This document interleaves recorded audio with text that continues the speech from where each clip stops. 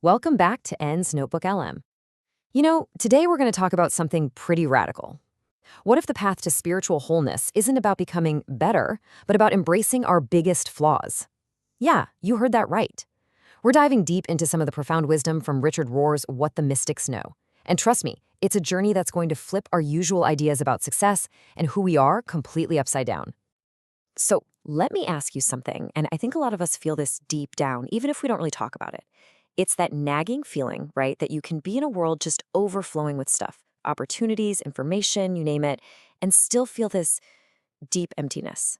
I mean, our culture is all about rewarding the outward performance, the hustle, the perfect social media feed. And yet, at the end of the day, it can leave you feeling like you're chasing things that just don't feed your soul. Okay, so let's get into the first big idea here, the empty search. Now, that feeling of emptiness, it's not a personal failure, not at all. According to the mystics, it's actually a symptom of a much, much bigger problem. It's like a clue that we're on what they call the empty search. The whole idea is that this spiritual starvation happens because of a fundamental mistake. We're looking for life, for fulfillment, in all the wrong places. We're trapped by these invisible walls we don't even realize exist. And to really paint a picture of this, Rohr tells us, well, it's a fascinating but also really tragic story. Imagine this.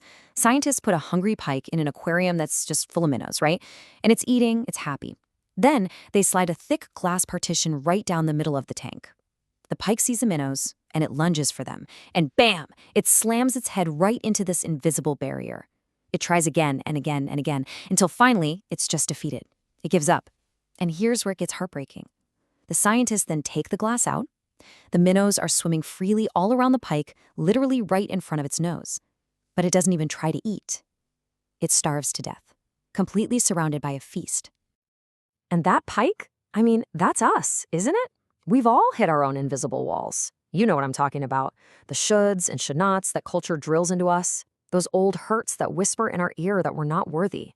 These fixed ideas that blind us to the absolute banquet of life, of grace, of love that's right there. So we end up starving spiritually, not because there's no food, but because we've been so conditioned to believe that barrier is still there. All right, next step, God in our imperfection. So if we're all a little bit like that starving pike, what's the way out? Well, this is where the mystics offer a truly radical, kind of counterintuitive answer. Instead of trying to perfect ourselves, hide our flaws and present this polished image to everyone, they tell us to do the exact opposite. They say look directly at your flaws, your mistakes, your imperfections. Because that, they promise, is where the real treasure is hidden. Now, to really get this, we have to talk about the huge difference between what they call the false self and the true self. The false self, that's your ego. It's the mask we all build for the world. It's that anxious voice in your head, the one that's always obsessing over what people think. It's the part of you that just has to be right in an argument, the one that's constantly comparing and competing. But the true self, that's your soul, your core. It's that quiet, grounded part of you that just knows your worth isn't up for debate. You don't have to build it, you just have to uncover it. And this idea completely reframes how we think about our failings. I mean, think about the word sin. The mystics point back to the original Greek word, hamartia, which was actually an archery term. It just means to miss the mark. That's it. It's not some heavy judgment about you being a bad person. It's more of a description of a deeply misguided search. It's like you're an archer with a great bow and a perfectly straight arrow, but you're just aiming at the wrong target. We are all so desperately searching for life and love, but we're just aiming in the wrong direction. And this leads to an idea that can, honestly, change everything. The mystics claim that our greatest wound, our favorite sin, the thing we're most ashamed of, is paradoxically the exact place where our greatest gift is hiding. Just think about it for a second.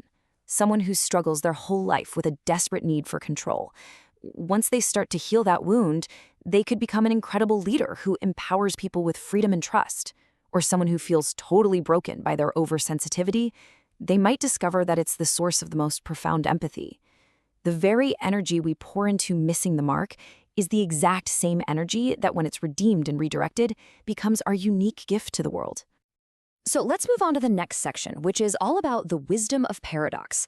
This idea that our greatest flaw holds our greatest gift is a perfect example of the core of mystical thinking. This path, it's not about finding simple black and white answers that you can just tuck into neat little boxes. No way. It's about developing the spiritual maturity to hold two seemingly opposite ideas in your head at the same time and finding the deeper truth that lives right there in that tension. I mean, our culture tells us to avoid pain at all costs, right? Chase happiness, be positive 24/7. But the mystics, they knew that's a fool's errand. They teach us that the spiritual journey isn't some neat, clean climb up a mountain into brighter and brighter light. It's about having the raw courage to actually walk into the darkness of our own confusion, our grief, our doubt, because it's only there, in that darkness, once we've named it and we haven't run from it, that we can really start to see what real light looks like. And this just brilliantly illustrates a core spiritual truth you can find in so many traditions, which is symbolized in Christianity by the cross. It's this wild idea of winning by losing. It teaches that real strength isn't found in dominating people or being right all the time or constantly needing to be in control.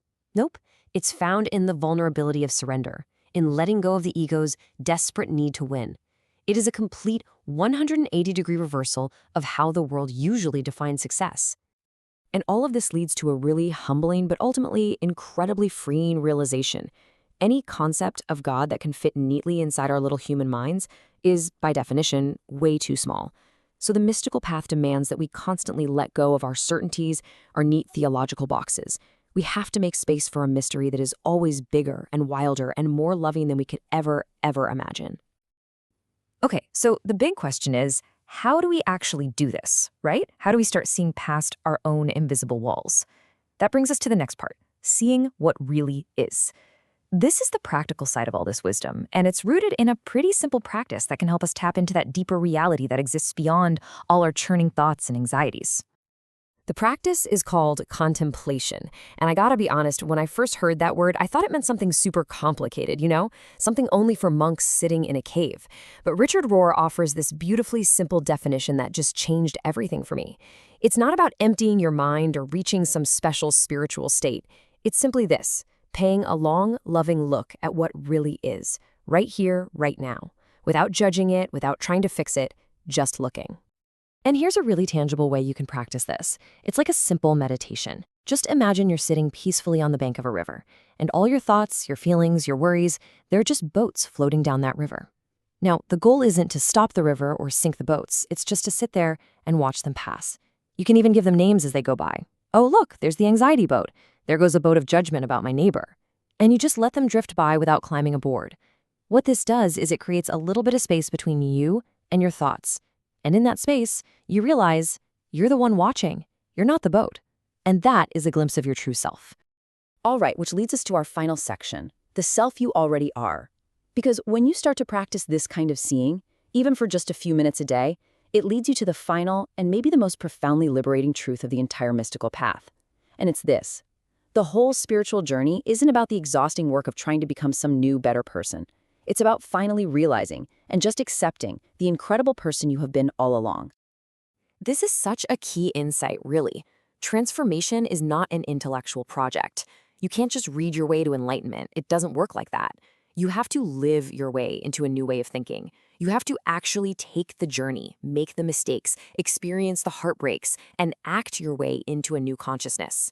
The deep understanding, it always follows the lived experience. It's never the other way around. And why is that? Because the ultimate message of the mystics is one of pure grace. The divine presence, the sacredness of your own being, it's not some prize you win at the end of a long, hard struggle. It's not a state you achieve through sheer willpower. It's already there. It's already inside you. So the spiritual path, it isn't about adding stuff, more virtue, more knowledge, more piety. It's a path of subtraction.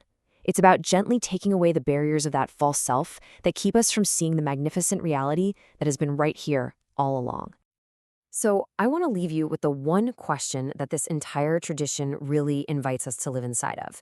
What if the goal isn't out there somewhere in the future? What if the enlightenment you're seeking isn't something you have to go out and find, but something you just have to realize you already are? What if that long, hard search finally comes to an end when we finally recognize that we have been standing on holy ground and that we have been holy ourselves from the very, very beginning?